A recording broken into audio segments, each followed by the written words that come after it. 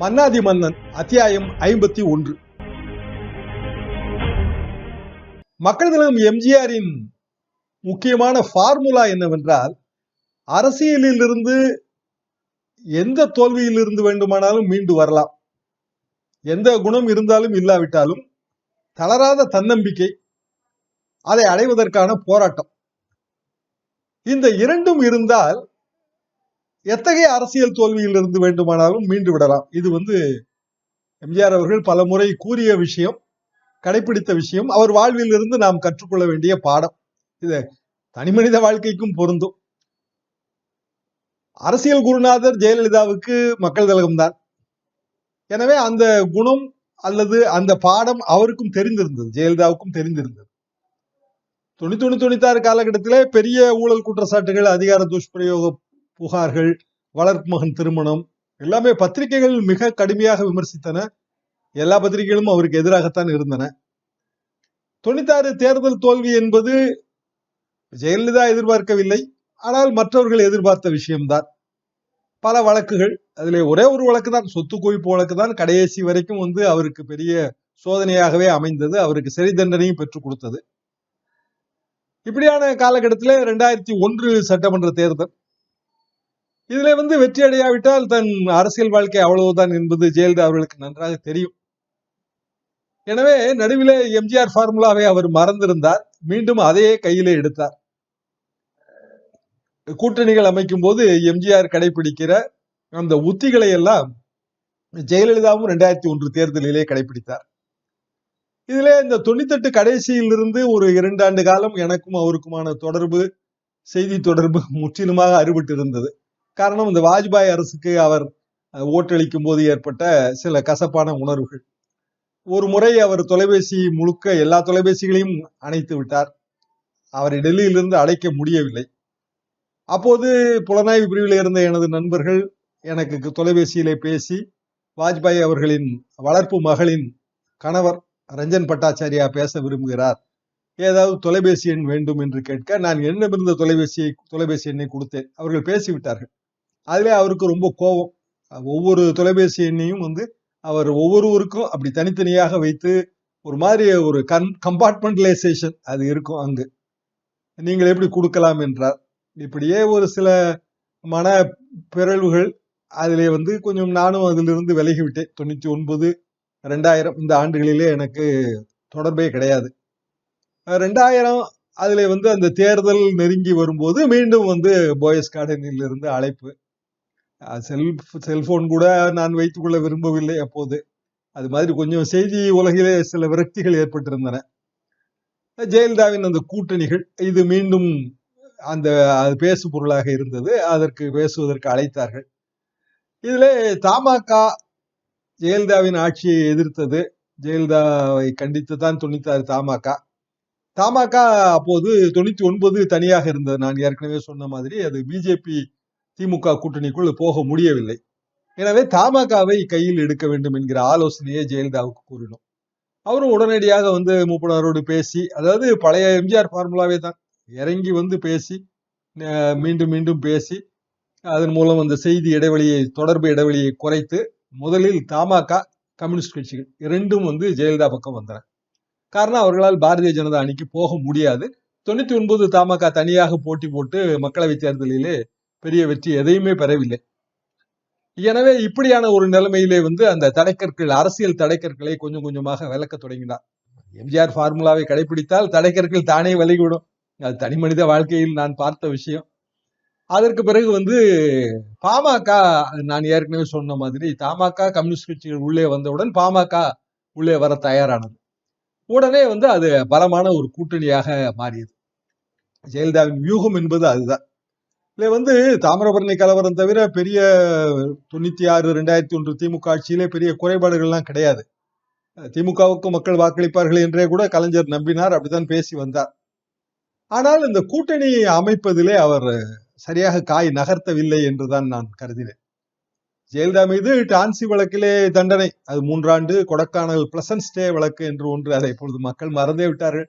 இந்த pleasant stay வழக்கில் 2 ஆண்டு தண்டனை.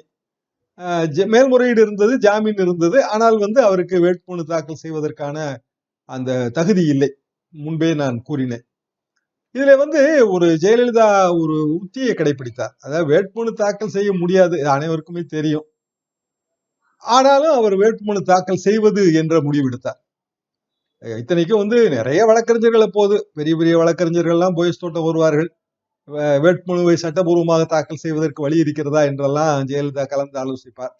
அனைவருமே சொன்ன ஒரே பதில், சட்ட புத்தகத்துக்குள் இருந்த பதில், வேட்புமனு தாக்கல் செய்ய முடியாது. ஆனால் சட்ட புத்தகம் வேறு, அரசியல் புத்தகம் வேறு. இது மக்கள் தலைவர் எம்ஜிஆர் கடைபிடித்த விதியே இதுதான். அரசியல் என்பது அந்த சட்டத்தின் 4 மூலைகளுக்குள் நடப்பது அல்ல. அரசியல் என்பது மக்கள் சார்ந்தது. மக்கள் மனங்களை கவர வேண்டும், அல்லது மக்கள் மனங்களிலே அதிர்வுகளை ஏற்படுத்த வேண்டும். இப்படியான ஒரு விஷயம் அரசியல் என்பதே அப்படித்தான். அது குறிப்பாக வாக்கு அரசியல் என்பது கண்டிப்பாக அது சட்டத்தின் 4 மூலைகளுக்குள் வைத்தெல்லாம் வாக்கு அரசியல் நடத்த முடியாது. இப்படியான சூழ்நிலையில் தான் இந்த வேட்புமனு தாக்கல் தொடங்கியது. அதுல நான் சொன்ன மாதிரி 4 வேட்புமனு தாக்கலுமே நிராகரிக்கப்படும் என்பது தெரியும். இதுல தேர்தலில் போட்டியிட அனுமதிக்க வேண்டும் என்று ஒரு வழக்கு போடுவோம் என்று அது வழக்கு போட்டார்கள். அது 11/4/2001 அது தள்ளுபடியானது.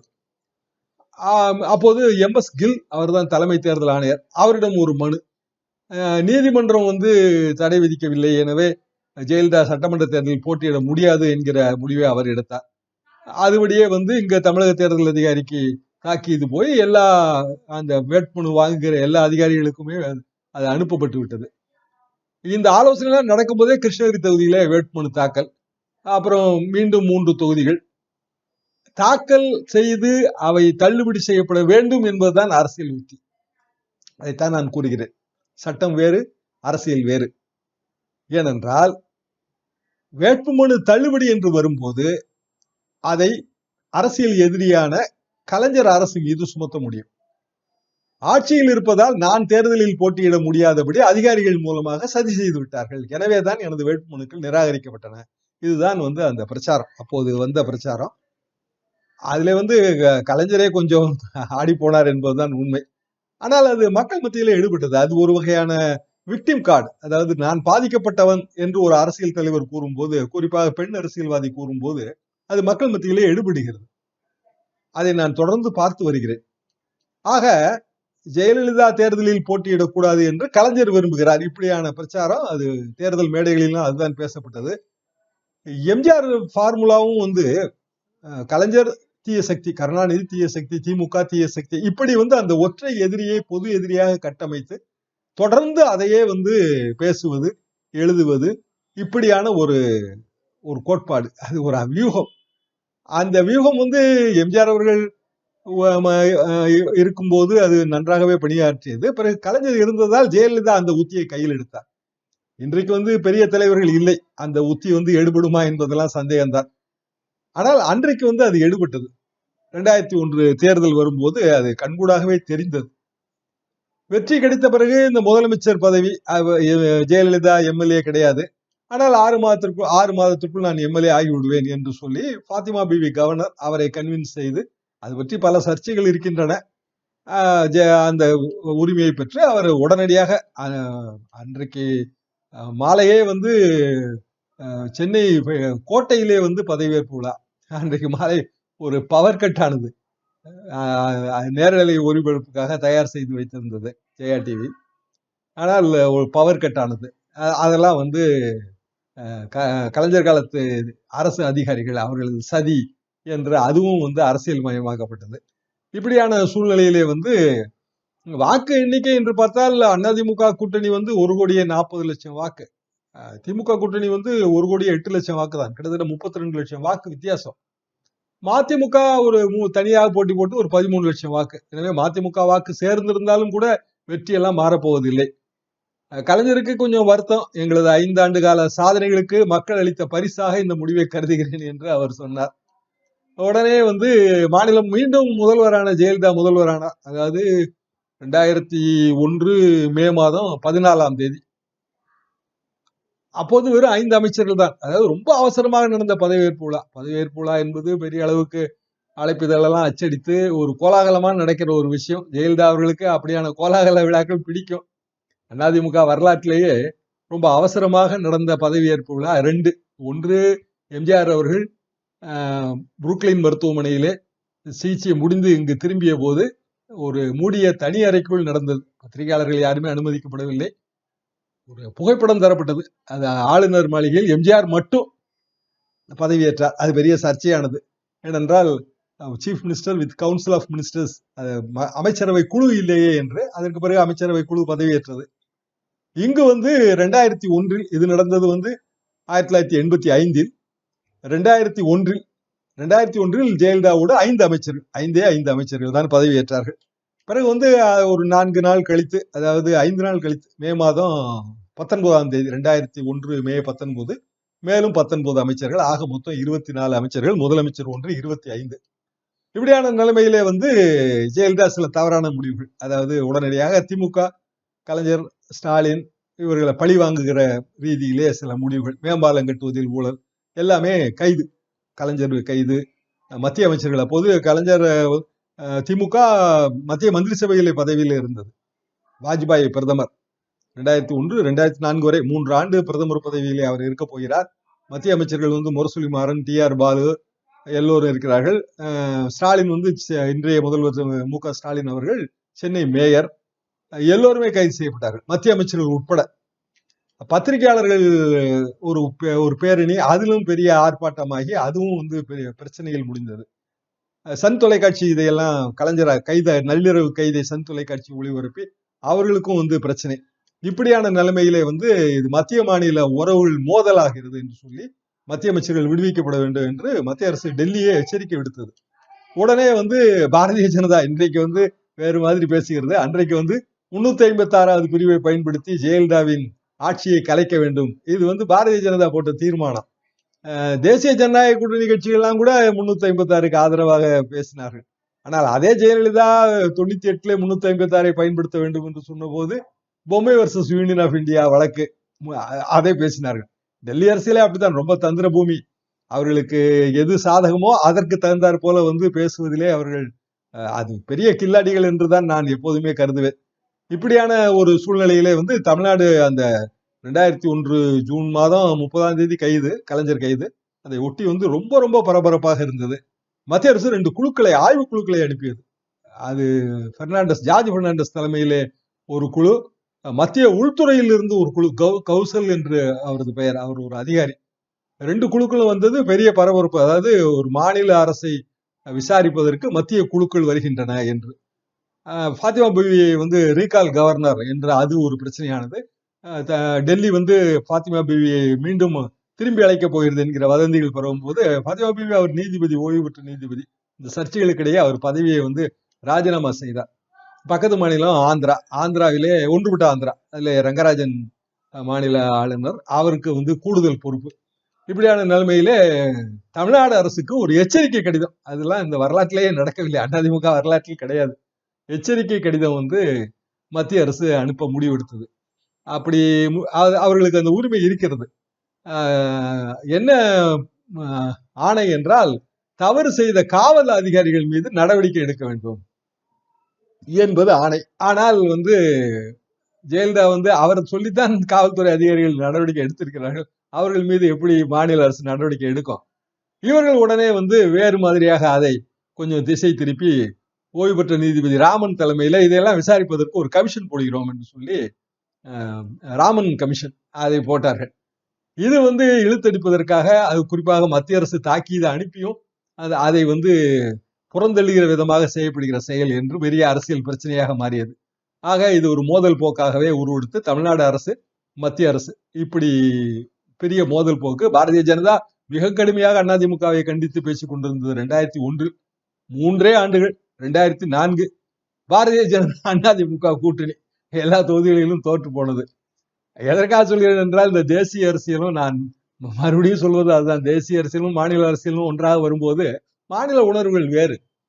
அது கடைசியிலே அது சரியாக அந்த காய் நகர்வுகள் பலிப்பதே இல்லை, அந்த வியூகங்கள் எல்லாமே தோற்று போகின்றன. இப்படியான ஒரு சூழலிலே ஏதோ ஒரு பெரிய விஷயம் நடக்க போகிறது. ஜெயலலிதா அரசு அப்போதான் பதவி ஏற்றிருக்கிறது, பெரிய விஷயம் நடக்க போகிறது என்று எதிர்பார்ப்பு. அதுல அந்த இந்தியா பாகிஸ்தான் ஒரு பேச்சுவார்த்தை வந்தது, ஆக்ரா பேச்சுவார்த்தை. அந்த ஆக்ரா பேச்சுவார்த்தையில் ஒரு முஷாரஃப் வந்தார் என்று நினைக்கிறேன். முஷாரஃப் வாஜ்பாய் பேச்சுவார்த்தை பெரிய அளவுக்கான ஒரு மீடியா கவரேஜ். அதிலே மத்திய அரசு கவனம் திரும்பி விட்டது. மத்திய அரசு எச்சரிக்கை கடிதத்துக்கே மதிப்பு கொடுக்கவில்லை. ஜெயலலிதா விசாரணை கமிஷன் அனுப்பியிருக்கிறார், ரொம்ப துணிச்சலானவர், அதிமுகவின் இரும்பு பெண்மணி, அப்படியுமான ஒரு பார்வை இருந்தது. ஆக ஒரு பெரிய நடவடிக்கை எல்லாம் எதுவும் இல்லை. முரசொலி மாறன் மட்டும் நேரடியாக நாடாளுமன்ற உரிமை குழுவிலே ஒரு புகார் கொடுத்தார். சரி, நாடாளுமன்றம் கூடும் போது இது பற்றி விவாதம் வரும் என்று சொல்லி அப்படியே இருந்தது. இந்த நிலைமையிலே டாக்டர் சுப்பிரமணிய சாமி ஒரு வழக்கு தொடர்ந்தார். அதாவது ஜெயலலிதா தகுதி இழந்தவர், அவர் எப்படி முதல்வராக இருக்கலாம் என்று ஒரு வழக்கு தொடர்ந்தார். சென்னை உயர்நீதிமன்றத்தில் கோவாரண்டோ ரிட் என்பார்கள். அதாவது தகுதி முறை கேட்கும் பேராணை. கோவாரண்டோ என்றால் என்ன தகுதியின் அடிப்படையில் நீங்கள் பதவி வகிக்கிறீர்கள், இப்படியான ஒரு கோவாரண்டோ ரிட். அதை உடனடியாக விசாரிக்க வேண்டும் என்று சுப்ரீம் கோர்ட்டிலும் ஒரு வழக்கு. இப்படியான நிலைமையிலே வேறொரு வழக்கில் ஒரு தீர்ப்பு வந்தது. அதாவது 6 மாதங்களுக்குள் சட்டமன்ற உறுப்பினர் ஆக வேண்டும், இல்லாவிட்டால் அமைச்சர் பதவியில் நீடிக்க முடியாது என்று ஏதோ ஒரு வழக்கு, அதில் ஒரு தீர்ப்பு. அப்போது டான்சி அப்பீல் வழக்கு சென்னை உயர்நீதிமன்றத்தில் நடந்து வந்தது. எனவே எந்த தொகுதியிலுமே போட்டியிட முடியாது, 6 மாதத்திற்குள் எப்படி தீர்ப்பு வரும் என்று ஒரு சிக்கலானது. இந்த நிலைமையிலே செப்டம்பர் 21, 2001 செப்டம்பர் 21ஆம் தேதி வந்தது. ஜெயா டிவிலே அப்போது நான் நிகழ்ச்சிகள் செய்து கொண்டிருந்தேன். இந்த தேதி மறக்க முடியாத தேதி. உச்ச நீதிமன்றம் ஜெயலலிதாவுக்கு பதவி பிரமாணம் செய்து வைத்தது சட்ட விரோதம் என்று தீர்ப்பளித்து விட்டது. அதற்கு பிறகு ஆளுநரை சந்தித்து ஆலோசனை நடத்தி பதவி விலகுவதாக ஜெயலலிதா முடிவெடுத்தார். ஜெயா டிவியிலே யார் முதலமைச்சர் என்று பெரிய விவாதமே நடத்தி கொண்டிருந்தோம் எங்களுக்குள். கடைசியில யாருமே எதிர்பார்க்காமல் வந்தார் ஓ பன்னீர்செல்வம். பெரிய ஆச்சரியமாக இருந்தது. ஒரு புகைப்படம் கூட கிடையாது ஜெயா டிவியிலே. ஒரு பாஸ்போர்ட் சைஸ்லே ஒரு புகைப்படம் கொடுத்து இவர்தான் அடுத்த முதலமைச்சர் என்று சொன்னார்கள். இவரா என்று எங்களுக்கு ஆச்சரியம். உண்மையிலே எனக்கு ரொம்ப ஆச்சரியம். எம்ஜிஆர் மாதிரியான மிகப்பெரிய வசீகரமான தலைவர், ஜெயலலிதாவும் வசீகரமான தலைவர், இன்னும் சொல்ல போனால் வழிபாட்டுக்குரிய தலைவர்களாக இருந்தார்கள். அப்பேற்பட்ட தலைவர்கள் இருந்த அதிமுகவின் முதலமைச்சர் ஓ பன்னீர்செல்வம். ஓ பன்னீர்செல்வத்தை நான் குறைத்து மதிப்பிடவில்லை. ஆனால் அந்த அந்த காலகட்டத்திலே 20 ஆண்டுகளுக்கு முன்பு எங்கள் மனநிலை எப்படி இருந்திருக்கும் என்று நீங்கள் உங்கள் முடிவுக்கே அதை நான் விட்டு விடுகிறேன். அப்படியான ஒரு வசீகரமான ஒரு கட்சியிலே ஓ பன்னீர்செல்வம் முதலமைச்சர் ஆகிறார் என்பதே ஒரு பெரிய ஆச்சரியமாக இருந்தது. செப்டம்பர் 21ஆம் தேதி இரவே பழைய அமைச்சரவை தான், ஓ பன்னீர்செல்வம் மட்டும் முதலமைச்சர், ஜெயலலிதாவுக்கு பதிலாக முதலமைச்சர். அன்று அவர் பதவி ஏற்றார். அதற்கு பிறகு ஒரு 6 மாதம் கழித்து டான்சி பேர வழக்கு, அப்பீல் வழக்கு ஜெயலலிதாவுக்கு சாதகமாக தீர்ப்பானது. ஆண்டிப்பட்டி தொகுதியிலே அப்போது எம்எல்ஏவாக இருந்த தங்க தமிழ் செல்வன் இப்போது திமுகவில் இருக்கிறார். அதிமுக இப்படித்தான் பலரையும் இழந்து வருகிறது. அவர் ராஜினாமா செய்து அந்த ஆண்டிப்பட்டி தொகுதியில இடைத்தேர்தல் அறிவிக்கப்பட்டு அதில் ஜெயலலிதா நின்று 2002 பிப்ரவரி 24 அவரது வெற்றி செய்தி வந்தது. மீண்டும் முதல்வரானார். இந்த இடத்துல ரொம்ப பாதிக்கப்பட்டது யார் என்றால் திரைப்பட நடிகர் ரஜினிகாந்த் தான். ஜெயலலிதா ஆட்சிக்கு வந்தால் கடவுளால் கூட காப்பாற்ற முடியாது என்று சொன்னார்.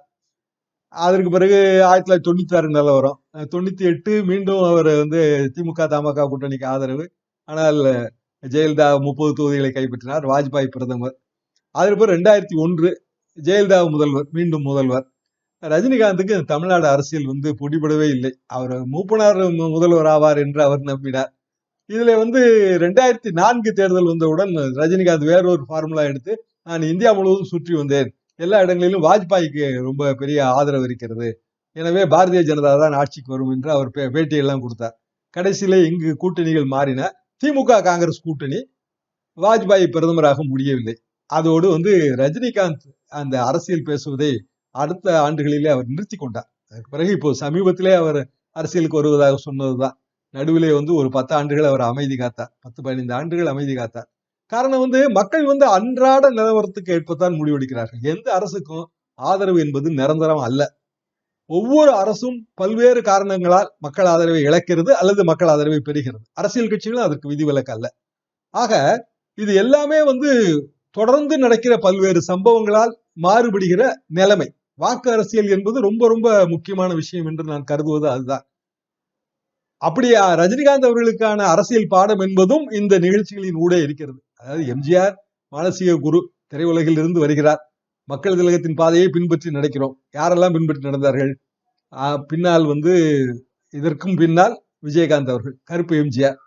அதற்கு கொஞ்சம் முன்பு வளர்ப்பவன் சுதாகரன் சின்ன எம்ஜிஆர், ரஜினிகாந்த் அது எம்ஜிஆர் ஃபார்முலா.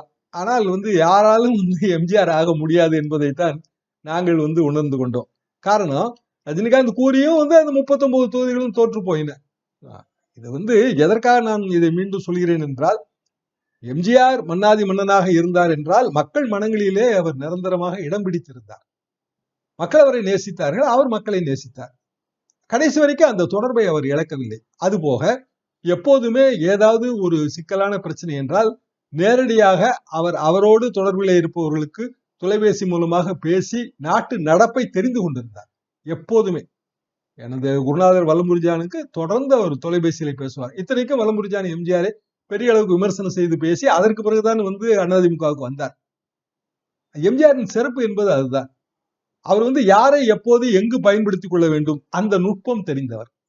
அந்த நுட்பம் என்றைக்குமே அரசியலிலே கை கொடுக்கிறது என்பது எனது எண்ணம். அடுத்து வரவிருக்கிற நிகழ்ச்சிகளை போக போக பார்ப்போம். இந்த காலத்து இளைஞர்கள் பழைய விஷயங்களை இப்போ நம்ம சரித்திரம் படிக்கிற மாதிரி நம்முடைய பழைய நம்ம நாட்டில் நடந்தது, தலைவர்கள் எப்படி எப்படி ஆட்சி செஞ்சாங்க, என்னென்ன சாதுரியத்தை பயன்படுத்தினாங்க அப்படிங்கிறது இந்த காலத்து இளைஞர்கள் தெரிந்து கொள்ள வேண்டும் அப்படிங்கிற ஒரு எண்ணத்தில் தான் எம்ஜிஆரை பற்றிய சில சுவையான தகவல்களை நம்ம சொல்கிறோம். அன்பார்ந்த தமிழ் நெஞ்சங்களே, மன்னாதி மன்னன் வரலாற்று தொடர் ஒவ்வொரு செவ்வாய் மற்றும் வெள்ளி மாலை 5 மணிக்கு உங்கள் எம்ஜிஆர் யூடியூப் சேனலில் பதிவேற்றப்படும். காண தவறாதீர்கள். சேனலை சப்ஸ்கிரைப் பண்ணிட்டீங்களா? பண்ணலனா மறக்காம சப்ஸ்கிரைப் பண்ணுங்க. சப்ஸ்கிரைப் பட்டனையும் பெல் ஐக்கானையும் உடனடியாக கிளிக் பண்ணுங்க.